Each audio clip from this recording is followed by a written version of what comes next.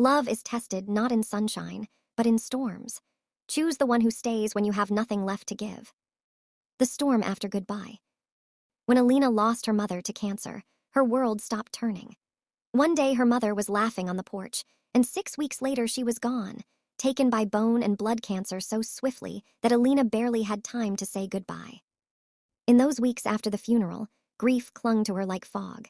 She moved through the house half awake, half alive, trying to take care of her 2 children while holding herself together with shaking hands. Her husband, Daniel, promised he'd support her, but when the time came, he said quietly, "I can't take time off work. I wouldn't ask that of you if it were me." The words struck her harder than she expected. She begged him for one day, just one, so she could rest, grieve, breathe. He agreed to a single day off. Every other day, she juggled school runs, lunches, tears, and bedtime stories while Daniel worked upstairs behind a closed door. One afternoon, Alina sat in her car outside a grocery store, the rain beating on the windshield. She didn't cry, not that time. She just stared into the storm, too tired to even move. The car became her escape, her silence, her only place to fall apart unseen. 2 months later, Daniel packed a bag for a weekend family party. Alina, still carrying the weight of her loss, asked him softly, "Do you really have to go?"